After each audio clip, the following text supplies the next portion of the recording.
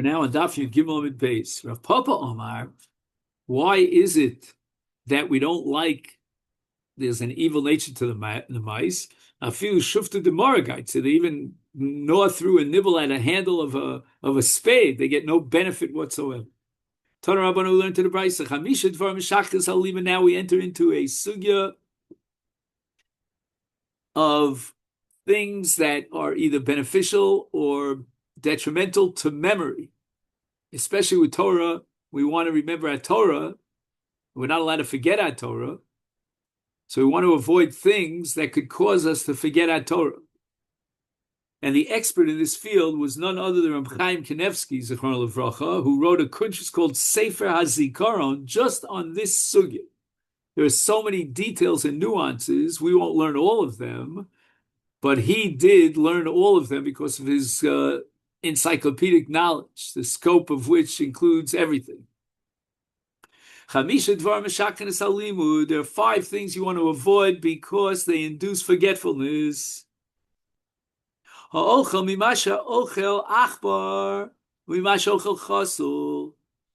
If, let's say, a mouse nibbled at some piece of cheese, you don't eat the rest of the cheese. A cat nibbled at something, don't eat the rest of that because the cat eats the mice, and the mice cause shechicha. You want to avoid eating the heart.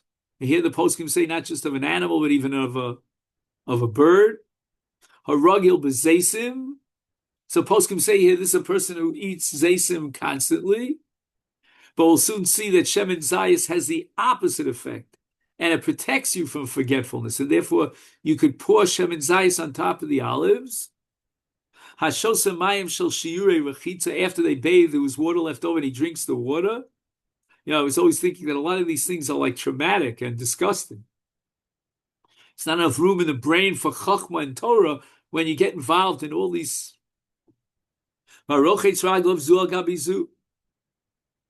When you go to wash your feet, you don't put one foot on top of the other. You shouldn't take a full garment and put it underneath your head when you go to sleep. And once again, Reb Chaim Kanevsky says that could you put something in between the garment and your head? He says you can rest your head upon your arms, even though you're wearing clothing, and take a cat nap or what's it called, a energy nap. But as long as he's wearing the clothes. Next, after the 5 things that we listed, they help you retain your learning. Pas pchamim, okay. They used to somehow take bread, dough, and make it over charcoal. So in other words, it was a kind of like a barbecue. Barbecued bread is healthy. The next one, don't ask me about because I can't figure the heck out of it. I mean, what does that mean? You eat charcoal? I don't know. Don't know. He says here that there's a different girsa, which maybe we should prefer, if one eats bread made from wheat grain, and certainly wheat grains themselves. So it's not eating charcoal. Eating a roasted egg, lightly roasted egg without salt. Okay, those who are careful about salt, there's a raya for that. Haragil b'shemen zayis, and even though zaysim could cause forgetfulness, but the oil of the olives are very, very healthy. We call it Pam. I don't know if you know what I'm talking about. Anyway, haragil b'yayin u'b'samim.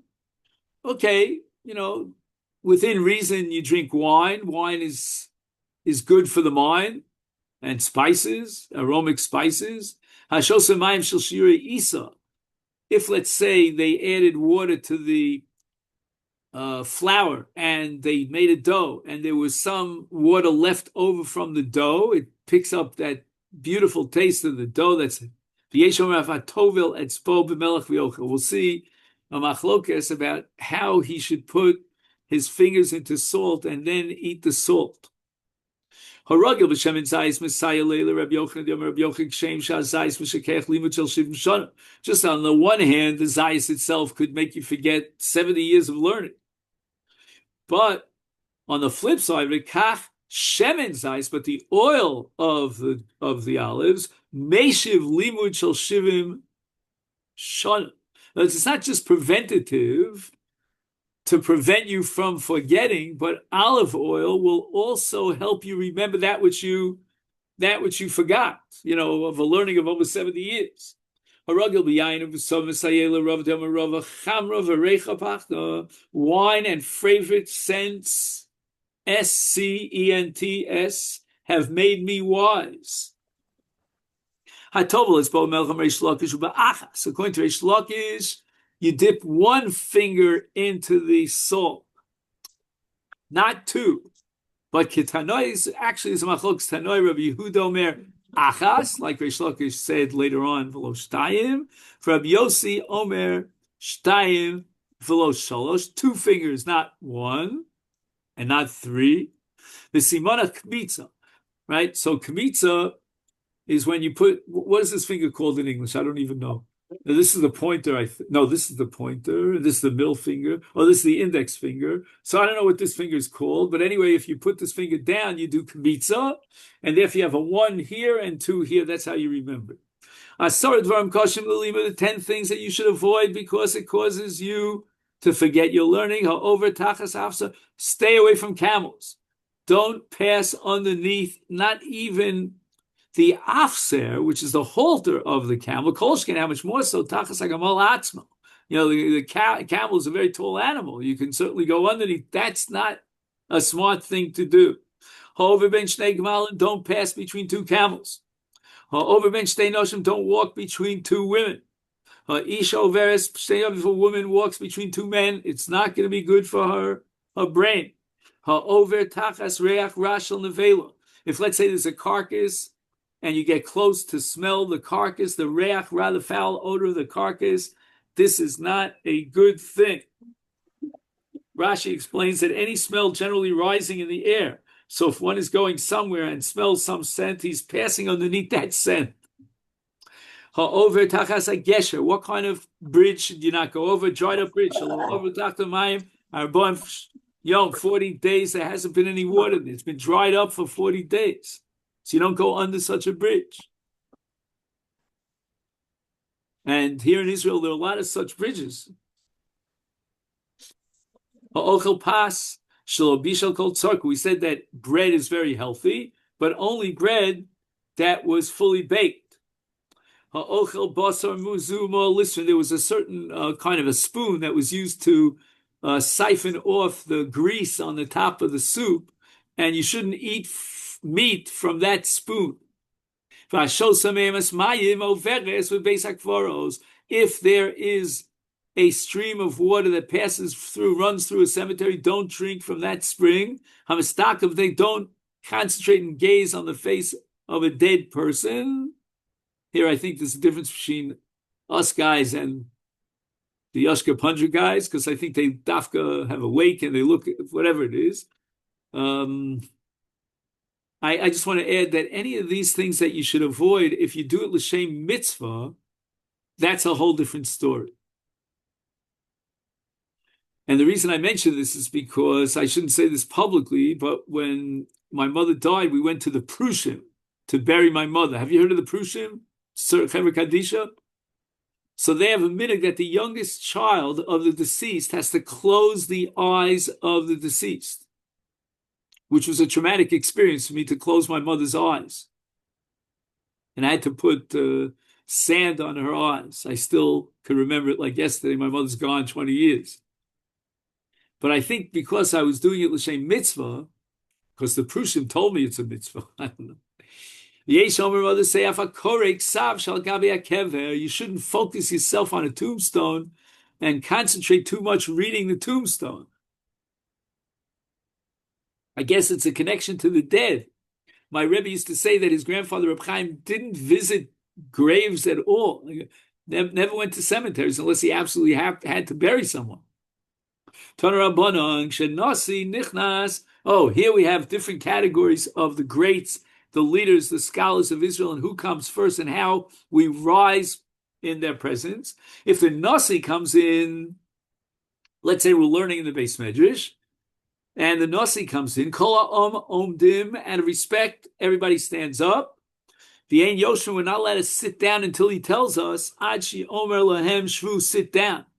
Kshav Bezdin nichnas, on the other hand, we're going down one level to the Av Bezdin, and he enters into the Beis Medrash, is Osim lo shura achas mikan v'shura achas mikan. So we create two different rows, and the Av Bezdin will walk in between these two rows of standing scholars. As soon as he gets past these two rows, he'll sit down in his place and everybody disperses. Shachacham nichnas, he's on the third level. Echad omid v'echad yoshev ad sheyeshiv mkomo. What happens is that as the chacham goes in, the guy here who's within Dalet Amos of the chacham, he'll stand. Then the chacham passes him, he sits, and this guy stands, sits, stand, until the chacham finally takes his place. B'nei chacham and talmidei chachamim, do we give them a certain status and certain rights because they are the children of the chacham, the children of the sages, or the disciples of the sages? Bisman sherabim tzricha lehem, if they function on behalf. Now here we have to understand, I'll try to say this as fast as I can, we have a Beis Medrash that's packed to the gills, and somebody up front wants to go out. He's got to step over the heads, not literally, it doesn't mean like step on the heads, but he's got to sort of pass over them, and that's disrespectful. But the Bnei Chacham, the Talmidei Chacham that are Tzrichim, Rabbim Tzrichim, they function on behalf of the Rabbim, they take care of many things, they teach Torah, they transmit the Torah, their Rebbe, then Mafsi and Al Roshi Am, we're allowed to let them, they're permitted to go through the Am, squeezing through and on top and on bottom. Yotzel Tzorech. If, let's say, one of the Chachamim went out to the bathroom, can we let him go back, snaking through to get back to his place? Well, he's a little bit at fault over here. Why? If he's going out for ktanim, he has to urinate, that's something that's natural, you drink, you urinate. Is he kones v'yeshiv mkomo? Let him go back over the people, wind his way up to his seat. B'nei talmidei chachamim shememunim aviem parnis al hatzibur. We have to give respect to a child, an offspring of the Torah scholars who are appointed as leaders over the community. Bisman sheyesh lehem das. If they have intelligence and they want to sit up front and hear the Torah of their father, and their backs will be to the olam, that's okay. But if we're just respecting them because they are the children of, but they don't really understand the lecture, then they can sit up front. But then they have to turn their seats in such a way that they face the people.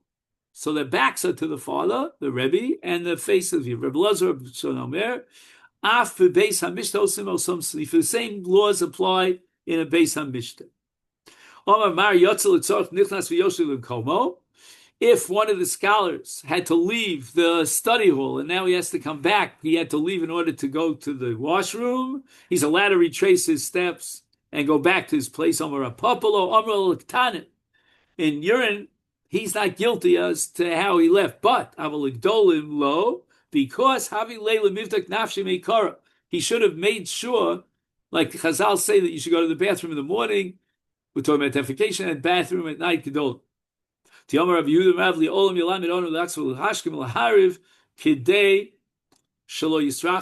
A person should regulate his body. I know my father-in-law was very, very regulated. I personally, I never know when I'm going to have to. I can't control it. I don't know. But maybe I could rely on this statement of Rava, which probably doesn't exist. And in the proper editions of the Talmud, you won't find this. In our day, people are weaker and they cannot control when they'll have to go for a gedolim and waste and eliminate waste, and therefore we're going to allow them to go back to their place. Reb Lazar, Reb Tzadok Omer, af beis hamishta osim also snifim. Same laws apply in the beis hamishta. Omer Rava bechaya avia mipnei avia. This only applies during the lifetime of their fathers, in the presence of their fathers. Then we give them these rights because of their father. Okay, and we're a little bit over time, so if you have 5 more minutes, Amar Rabbi Yochanan, B'yimei Rabbi Shimon Gamliel, Nishnes Mishnah Zu. All these halachas about who comes first and who they stand for and how they stand, and all this was taught during the time of Rabbi Shimon Gamliel. Rabbi Shimon Gamliel Nasi, Rabbi Meir Chacham. Where's Rabbi Nosson? Oh, Rabbi Nosson Av Bezdin. Kiyavi Rabbi Shimon Gamliel Chasam. When Rabbi Shimon Gamliel was there in the Beis Medrash, Havi Kaime Kuli Alma Mekamei. Everyone stood for him, but Kiyavi Ayla Rabbi Meir Rabbi Nosson Havi Kaime Kuli Alma Mekamayu. This was not very favorable in the eyes of Shimon Gamliel because they basically gave the Nasi the same amount of kavod that they gave to the Av Bezdin and to the whatchamacallit,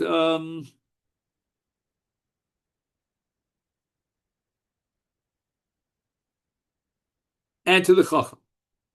So Rabbi Meir is the Chacham, Rabbi Nosson is the Av Bezdin. So Rabbi Shimon Gamliel is upset about this. I'm Rabbi Shimon Gamliel, I got to do something about it. Lo boila mehevi akera bein dilili. Today I'm the Nasi. The Nasi deserves more kavod, and yet they treat me and the Av Bezdin and the Chacham in the same way. Takin ha masnita. I'm going to make a new gzera in the Beis Medrash, and he did so on a day when Rabbi Meir and Rabbi Nosson were not there, and he instituted the laws that you have to give Nasi more kavod than you give the Av Bezdin and the Chacham. And Ahu Yoma, Lo Havi Reb Meir Reb Nosson, they were absent. Elamacha Kiyoso, the next day they come, and lo and behold, Chosed Lo Kami Kamaya Kedir Gamiz, they weren't standing in front of him in the usual way.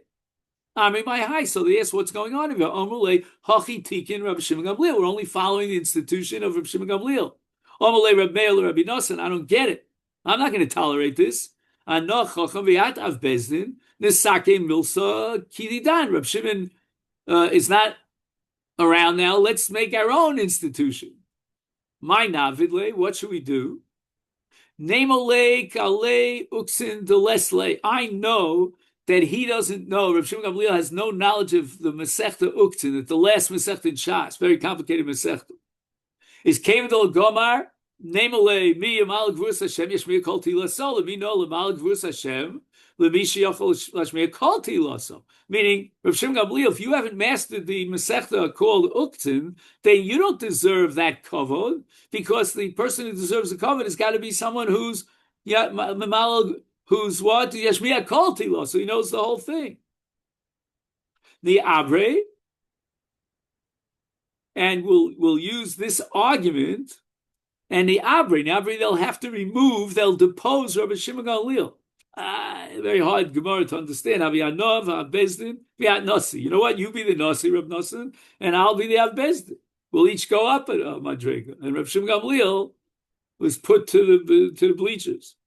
Shaminu Rabbi Yaakov ben Kashi, one of the people who was a scholar in his own right, Rabbi Yaakov, he heard what Rabbi Meir and Rabbi Nosson were plotting against Rabbi Shimon Omar. He decided this is going to be a terrible busha when they publicly embarrass Rabbi Shimon Gamliel that he doesn't know Uktzin, and therefore I'm going to set it up in a way that he will know Uktzin. Be disgraced.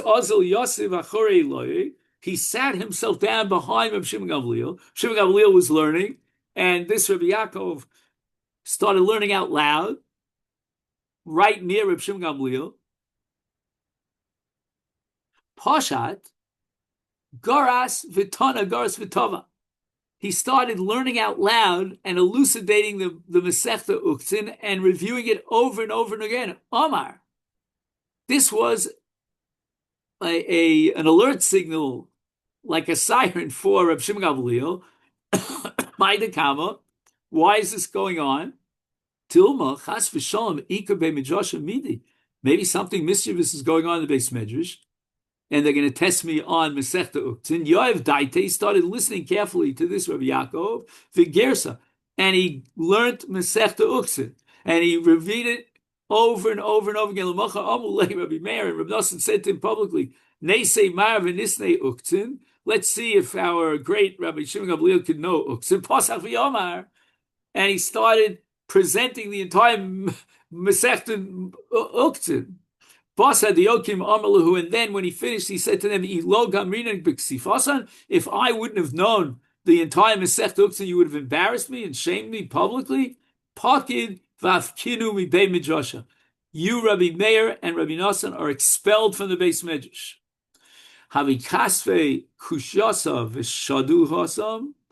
And what they would do is Rabbi Meir and Rabbi Nosson were outside the Beis Medrash. They weren't allowed to enter in, so they would write all their questions on a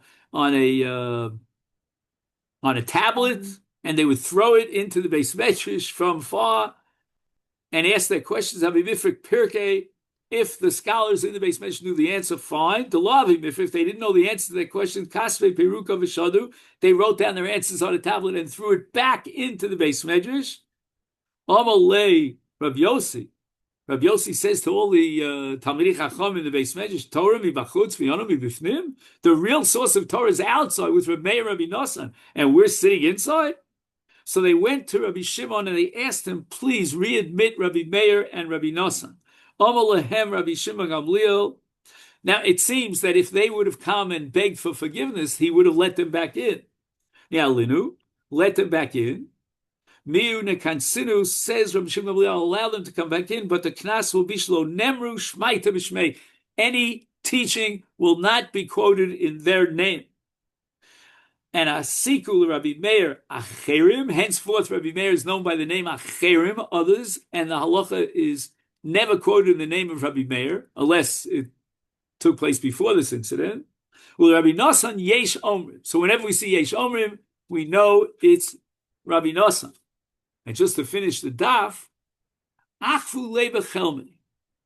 What happens is that both Rabbi Nosson and Rabbi Meir get a revelation in a dream. Only Rabbi Nosson believes in this dream. And what happens in this dream? Zil paisidu Reb Shimon Gamliel. Go ahead and appease, make up with Reb Shimon Gamliel. Rabbi Nosson Ozal, he took the message from heaven through the dream seriously, and he went over to Reb Shimon Gamliel and asked for forgiveness. Rabbi Meir lo Ozal. Rabbi Meir refused to go, not paying attention to the dream. He declared divrei chalomos lo malim v'lo moridim. Dreams are meaningless. You can't do anything based on a dream. Ki also Rabbi Nosson Amalei Reb Shimon Gamliel. Reb Shimon Gamliel said, Nehi tahani loch kamra davuch. Even though you inherited the position of Av Bezdin from your father, and your father wore a golden belt that indicated that he was the Av Bezdin, Shavinoch nami nasi. You had a havamina that you would now be appointed as a nasi. What a chutzpah! Okay, then this is where we'll stop for today, and tomorrow, Mitzvah Shem, we make a siyum, so to speak, on Horiyos and on Seder Nezikin. So get ready. Tomorrow we'll start Zvachim, if you could possibly bring a Gemara Zvachim, so we get a head start, even though officially Zvachim is on Tuesday, but we'll finish in 10 minutes on Horiyos, so we'll have another 50 minutes or so to learn Zvachim, so that we'll get a little bit ahead of the ball. All right, then. Thank you very much, and Shavua Tov. Tomorrow at 9:30.